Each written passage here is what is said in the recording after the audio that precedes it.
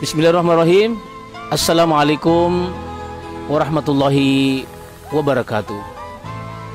Perkenankan saya Ustadz Mustaqim dengan senang hati menjumpai Bapak dan Ibu dan saudara-saudaraku dimanapun saja berada. Bismillahirrahmanirrahim. Assalamualaikum warahmatullahi wabarakatuh. Alhamdulillahirrahmanirrahim. Allahumma salli ala Sayyidina Muhammadin wa ala alihi wa sahbihi ajma'in, amma ba'd. Rabbi shrah li sadri wa yassir li amri wa hlul 'uqdatam min lisani yafqahu qawli, amma ba'du. Sahabat-sahabat, dalam kitab Nasha'il Ibad dijelaskan bahwa Jibril berkata, Allah Tuhan yang maha mulia dan maha agung mencintai tiga hal pada diri hambanya, yaitu mencurahkan segala kemampuan dalam berbakti kepada Allah, kedua menangisi perbuatan maksiat, yang ketiga sabar dan menahan diri ketika ada kebutuhan. Itulah hamba yang dicintai oleh Allah Subhanahu wa ta'ala dalam kehidupan ini. Sahabat-sahabat, Tuhan yang maha mulia dan maha agung sangat mencintai seorang hamba yang mencurahkan segala kemampuannya dalam berbakti kepada Allah.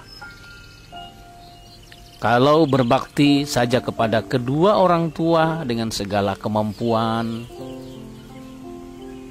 dan kesempatan, Allah begitu mencintai hamba yang seperti itu. Apatah lagi ini orang yang berbakti kepada Tuhannya, karena dialah sang pencipta, dialah yang maha agung, dialah yang maha mulia, yang pantas segala sesuatu kita persembahkan kepadanya. Sahabat-sahabat yang disayangi Allah Subhanahu wa ta'ala, setiap hidup kita Allah Subhanahu wa ta'ala berikan kemampuan kepada kita. Siapapun kita, ada kemampuan yang tingkat tinggi, ada yang kemampuan pertengahan, ada kemampuan yang paling rendah.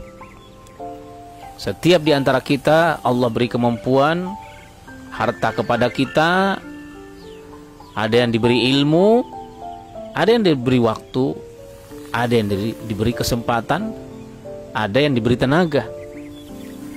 Bermacam-macam kemampuan yang Allah berikan kepada kita. Sahabat, yang terbaik di antara kita yang mana? Apakah orang yang kaya, orang berilmu, atau orang yang biasa-biasa?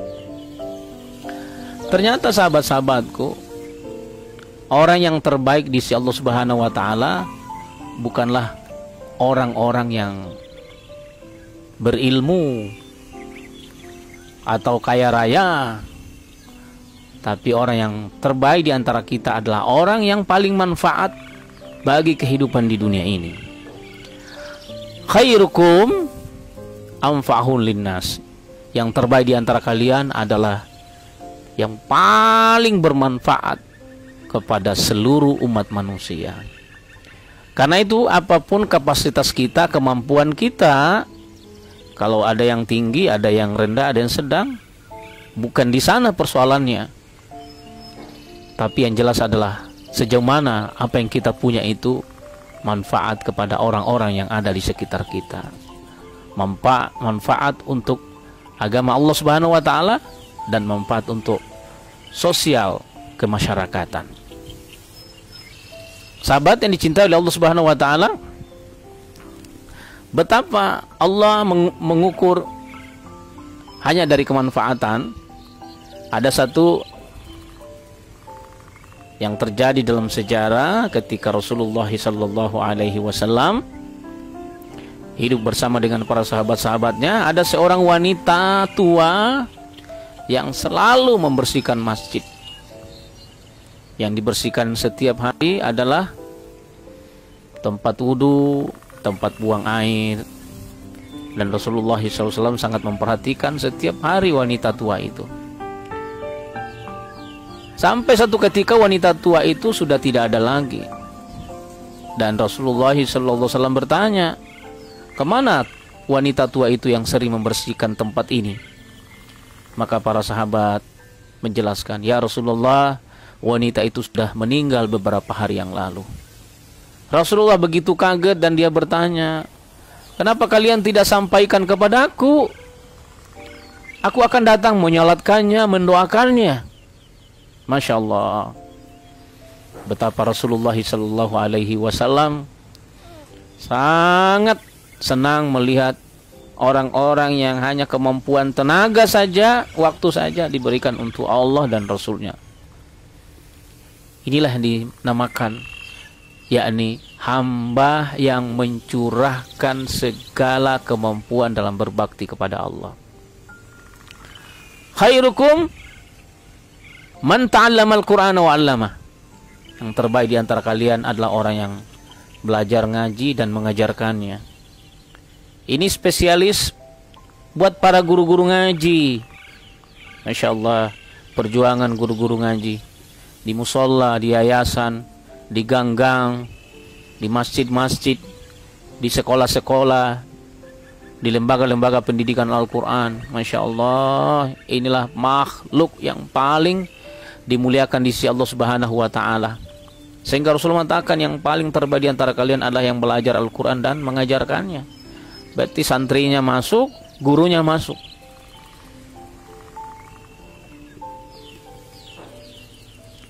Kenapa Rasulullah SAW mengatakan dia yang paling bermanfaat, dia yang paling baik? Karena dia mengajarkan ilmu Al-Quran, yang dimana Allah berikan kemampuan itu. Jadi orang yang punya manfaat harta, dialah yang terbaik. Orang yang punya manfaat tenaga, dialah yang terbaik. Orang yang punya manfaat waktu, dialah yang terbaik. Orang yang punya manfaat orang yang punya kemampuan ilmu Al-Quran lalu mengajarkannya, dialah yang terbaik. Orang yang belajar Al-Quran, dialah yang terbaik. Bahkan orang yang bermanfaat buat keluarganya, itulah yang terbaik, paling lembut kepada keluarganya. Sahabat-sahabat, semua di antara kita mampu mencurahkan segala kemampuan kita dalam berbakti kepada Allah. Karena Allah beri kemampuan satu persatu di antara kita sesuai dengan kapasitas kita, keadaan kita. Karena itu sahabat, tunggu apa lagi? Yuk, mari kita bersama-sama menggunakan waktu kita, segala kemampuan kita, pikiran kita, harta kita. Untuk siapa? Untuk kemuliaan diri kita di hadapan Allah Subhanahu wa Ta'ala. Sebab apa yang kita berikan untuk Allah itu akan kembali kepada kita. In ahsantum fahsantum. Apabila kamu berbuat baik, itu akan kembali kepada dirimu sendiri.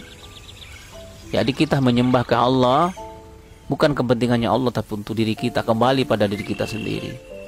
Karena orang yang memuliakan Allah, kemuliaan itu akan kembali kepada dirinya. Orang yang habis-habisan buat Allah, nah, yang habis-habisan itulah dia kembali kepada dirinya sendiri. Dulu teman-teman sekalian, ada seorang insinyur ya yang bangun rumah, bangun properti. Dia bekerja di salah satu perusahaan. Ketika sudah bertahun-tahun menjadi seorang karyawan, insinyur, kepala proyek, maka sang bos berkata, "Wahai karyawanku, karena engkau sudah mengabdi kepada saya berpuluh-puluh tahun, coba buatkan saya rumah yang paling indah, yang belum pernah kamu lakukan. Buatkan saya bangunan yang paling bagus, paling baik strukturnya, materialnya, modelnya, yang belum pernah kamu buat." Akhirnya si tukang ini, si insinyur ini buat. Tapi saat itu dia tidak sungguh-sungguh. Karena apa? Dia berkata dalam hatinya, "Ini rumah untuk bos. Saya dibuat untuk yang sebaik-baiknya. Untuk apalah? Mending saya buat biasa-biasa aja lah, seperti yang saya buat kemarin-kemarin." Akhirnya si insinyur membuat rumah itu apa adanya. Selesai, kemudian bos bertanya, bagaimana karyawanku yang terbaik? Apakah kamu sudah buat rumah? Sudah bos, itu di sana, ditunjukkan tempatnya. Sang bos malah berkata, wahai karyawanku, karena engkau sudah 30 tahun berbakti kepadaku, maka rumah itu sesungguhnya bukan rumahku, tapi adalah rumah yang akan kupersembahkan buat kamu. Masya Allah. Kaget nggak teman-teman? Kalau kita satu ketika kita seperti itu, ternyata apa yang kita lakukan hari ini itu adalah untuk diri kita. Dan menyesal nggak ketika hari ini kita tidak berbuat yang terbaik, padahal untuk diri kita sendiri? Pasti menyesal lah. Si insinyur itu kemudian menyesal, kenapa saya tidak memilih material yang paling mahal, model yang paling bagus. Ternyata rumah yang saya bangun itu adalah rumah buat saya. Begitulah dalam kehidupan kita teman-teman sekalian. Jangan sampai kita menyesal karena kita tidak membangun potensi kita dan bahkan mencurahkan potensi kita untuk kebaikan dalam kehidupan di dunia ini. Yuk, mulai besok ya, besok hari, mari kita mencurahkan seluruh perhatian kita, kemampuan kita untuk bakti kita kepada Allah Subhanahu wa Ta'ala. Kita melakukan yang terbaik. Kita berlari, melompat lebih cepat lagi. Agar apa? Kita mendapatkan yang terbaik dari Allah Subhanahu wa Ta'ala, insya Allah. Allah pasti akan memberikan terbaik dari apa yang terbaik kita lakukan dalam kehidupan di dunia ini. Seterusnya, orang yang terbaik di sisi Allah Subhanahu wa Ta'ala itu adalah orang yang menangisi perbuatan maksiat. Selalu menangisi perbuatan maksiatnya. Apa yang dia lakukan dalam kehidupannya, selalu dia menangisi perbuatan itu. Dia menyesali segala perbuatan yang pernah dia lakukan dalam kehidupan. Sahabat yang dicintai oleh Allah Subhanahu wa Ta'ala, setiap manusia pernah melakukan hal-hal yang kurang baik dalam hidup ini, yang dibenci oleh Allah, yang dibenci oleh manusia. Kullun nasi khata'un. Setiap manusia itu pasti pernah melakukan dosa dan kesalahan. Wa khairun nas tawwabun. Dan sebaik-baik manusia itu adalah manusia yang bertaubat kepada Allah Subhanahu wa Ta'ala. Sahabat, teman-teman sekalian dimanapun saja berada yang mendengarkan suara saya ini, semoga Allah Subhanahu wa Ta'ala ampuni dosa-dosa kita semuanya. Ampuni dosa-dosa kita yang pernah kita lakukan dalam kehidupan di dunia ini. Karena perbuatan maksiat bagi seorang mukmin seperti gunung yang akan runtuh di atas kepalanya. Tidak ada perbuatan yang akan menimbulkan bahaya dan mudarat dalam kehidupan seorang hamba kecuali maksiat itu. Karena maksiat itu mampu meluluhlantahkan segala kebahagiaan kehidupan kita. Taubatlah kita kepada Allah Subhanahu wa Ta'ala atas segala dosa-dosa kita.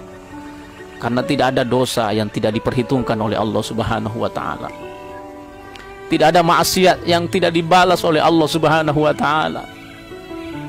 Sahabatku yang cintai Allah Subhanahu wa Ta'ala, bagaimana dosa-dosa yang kita lakukan di masa lalu? Semuanya akan diperhitungkan oleh Allah Subhanahu wa Ta'ala dengan balasan yang seimbang. Bagaimana dosa-dosa kita kepada kedua orang tua kita, dosa-dosa kita kepada saudara kita, dosa-dosa kita kepada orang lain, kita taubatkan. Astagfirullahaladzim. Mohon ampun pada Allah Subhanahu wa Ta'ala. Semakin kita mohon ampun kepada Allah Subhanahu wa Ta'ala, semakin Allah sukai, sahabat. Semakin Allah cintai dari permohonan kita kepada Allah Subhanahu wa Ta'ala. Ali bin Abi Thalib, Sayyidina Ali bin Abi Thalib berkata, jika engkau melakukan dosa lalu kamu taat, itu jauh lebih baik di sisi Allah daripada engkau ahli taat tapi engkau bangga dengan perbuatan ketaatan yang kamu lakukan. Mendingan sahabat, kita berbuat dosa lalu kita tobat, atau mendingan kita berbuat baik tapi kita sombong? Tentu kalau saya sendiri tidak memilih dua-duanya. Saya memilih salah satunya, diantaranya adalah taat dan kita tawadu, taat dan kita taubat kepada Allah Subhanahu wa Ta'ala. Meskipun kalau disandingkan kedua hal tersebut, betul kata Sayyidina Ali bin Abi Thalib, lebih baik menjadi orang bersalah daripada engkau menjadi ahli taat tapi kamu sombong dengan ketaatan itu. Karena orang bersalah lalu dia tobat, mungkin karena awalnya tidak punya ilmu, tapi ahli taat yang sombong kepada Allah, dia maksiatnya kepada Allah dengan sombongnya. Dia tahu bahwa kesombongan itu tidak baik, tapi dia lakukan terus-menerus. Saudaraku, menangisilah perbuatan maksiat kita, karena tangan kita akan berbicara di hadapan Allah, kaki kita akan bersaksi di hadapan Allah Subhanahu wa Ta'ala. Semuanya akan bersaksi di hadapan Allah.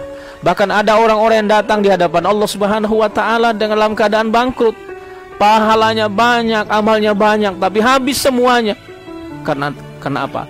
Perbuatan maksiatnya, perbuatan buruknya kepada orang lain dan juga kepada Allah Subhanahu wa Ta'ala. Dua dosa ini sahabat, dosa kita kepada Allah dan dosa kita kepada sesama manusia, jangan sampai terjadi dalam kehidupan kita. Saudaraku dan sahabatku, semoga insya Allah kita menjadi manusia-manusia ahli taat pada Allah Subhanahu wa Ta'ala.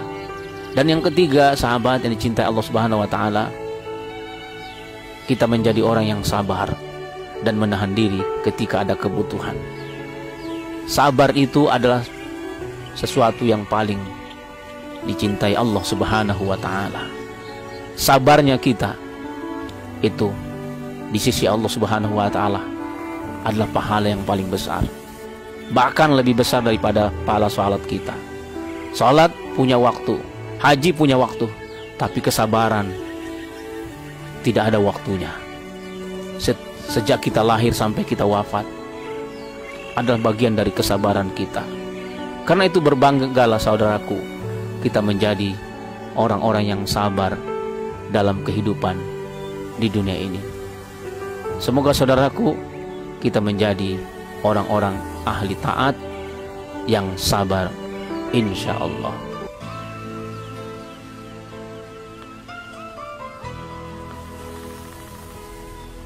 Demikian sahabatku, apa yang saya sampaikan pada kesempatan hari ini, semoga manfaat buat kita insya Allah. Sampai berjumpa lagi di radio JC dan TV JC. Akhirul kalam, assalamualaikum warahmatullahi wabarakatuh.